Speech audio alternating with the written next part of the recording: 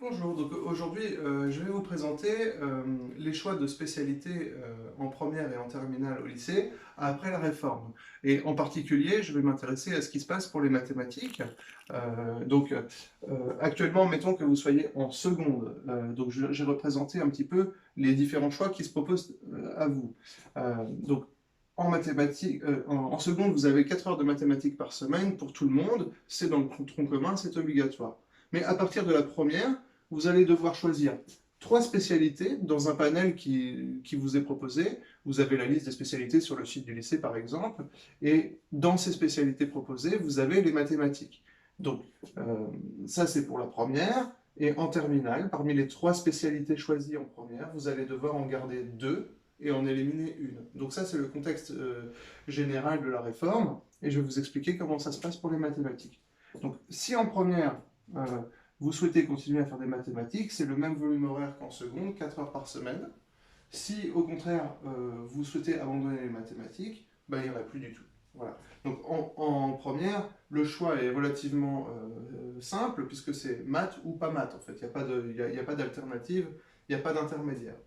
Euh, Si jamais vous n'avez pas pris de maths en première, en terminale, du coup, il n'y a qu'une seule possibilité, c'est de ne pas en faire non plus. Vous ne pouvez pas ne pas faire de maths en première et vouloir en refaire en terminale, puisque tous les programmes de terminale vont s'appuyer sur le programme de maths de première. Donc si vous voulez avoir des mathématiques en terminale, il faut en avoir fait en première, quel que soit le volume horaire choisi en terminale. Alors justement, si vous avez choisi la spécialité maths en première, qu'est-ce que vous pouvez faire ensuite avec ça?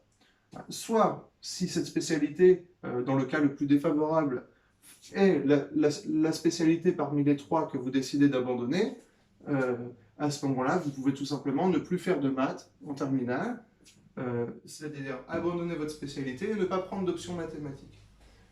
Une hypothèse moins défavorable, c'est d'abandonner la spécialité mathématiques, donc pas de spécialité en terminale, mais de prendre une option maths complémentaire, 3 heures par semaine, qui étudie un certain nombre de problèmes de façon assez simple, ce qui permet de continuer les mathématiques sur un volume horaire peu important.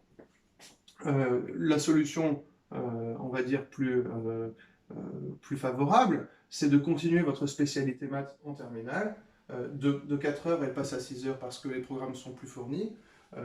Et à ce moment-là, vous prenez votre spécialité et vous n'ajoutez pas d'options, ça vous fait 6 heures par semaine. Et la possibilité la plus ambitieuse, qui est de conserver votre spécialité maths, donc qui fera 6 heures par semaine, et d'ajouter l'option maths experte de 3 heures par semaine, ce qui vous fait un volume total de 9 heures par semaine pour les mathématiques. C'est ce que je conseille à tous ceux qui veulent faire des filières sélectives, que ce soit des prépas HEC ou des prépas scientifiques, voilà, ou des études d'ingénieur en informatique, en maths, en physique, etc. Donc justement, ce qui est intéressant aussi, au moment où vous êtes peut-être en seconde, c'est d'avoir une vision à long terme et de voir ce qui se passe après le bac, parce que c'est ça qui doit guider vos choix. Donc après le bac, vous avez une multitude de filières qui nécessitent d'avoir fait des mathématiques au lycée. Donc, toutes les classes prépa aux grandes écoles, MPSI, PCSI, BCPST, donc à dominante maths, à dominante physique, à dominante bio, ou toutes les prépas commerciales, BL, donc plus littéraires, ont des mathématiques. Au lycée François 1er, j'en profite pour vous dire que nous avons des MPSI, des PCSI et des BCPST qui assurent une continuité avec ce que nous faisons au lycée.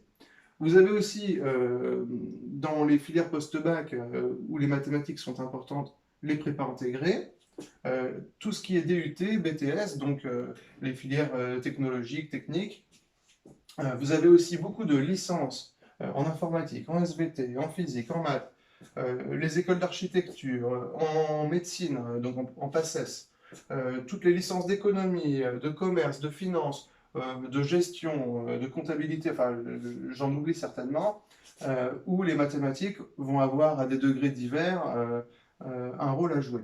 Voilà. Alors, la question maintenant, c'est quand vous êtes en seconde, vous ne savez pas encore ce que vous allez faire après le bac, c'est quand même bien d'avoir une idée de toutes les portes que les mathématiques vont vous ouvrir, parce que il y a quand même énormément de filières où il y en a. Donc si jamais, à l'heure de ce choix, maths ou pas maths, vous décidez de ne pas en faire, il faut savoir que vous vous fermez quand même énormément de possibilités après le bac. Euh, alors, il y a évidemment des filières où il n'y en a pas, mais il faut être bien sûr de son choix euh, et ne pas regretter ensuite. Donc ça, c'est la première chose à faire. D'autres vont aussi se poser la question de leur niveau, des résultats qu'ils obtiennent. Alors, pour ceux qui ont des résultats corrects, bons, voire très bons en mathématiques, il n'y a pas de raison que ça ne continue pas. Vous continuez à travailler euh, dans les années futures et vous réussirez normalement. Pour ceux qui ont des résultats qu'ils jugent insuffisants ou faibles, à mon avis, ça n'est pas une fatalité. Euh, à ce stade de l'année, vous avez encore le temps de progresser. Il faut vous accrocher parce que vous voyez que c'est quand même intéressant de continuer les mathématiques. Donc après, voilà, c'est à vous de voir, mais les difficultés actuelles ne sont pas insurmontables et il faut quand même bien penser à ça. Euh, Aussi, une spécificité des mathématiques, c'est que ça entraîne le raisonnement, ça entraîne la réflexion, et ça ne s'improvise pas. C'est-à-dire que on ne peut pas abandonner les mathématiques pendant une période et puis se dire, mais de toute façon, je reprendrai plus tard. Ça ne marche pas trop comme ça. C'est-à-dire que les mathématiques ont besoin d'un entraînement régulier, quotidien, et si vous laissez tomber les mathématiques pendant une partie de votre scolarité, ce sera très difficile de les reprendre. Euh, D'autres matières, d'autres spécialités peut-être plus littéraires, sont plus portées sur la connaissance ou sur la culture générale. Peut-être que quand vous voyagez, vous allez vous permettre de travailler vos langues. Peut-être qu'en lisant des œuvres, vous allez progresser en littérature, en culture générale. Ça, vous pouvez le faire sur votre temps libre. Vous pouvez aller faire un job d'été à l'étranger pour progresser en langue.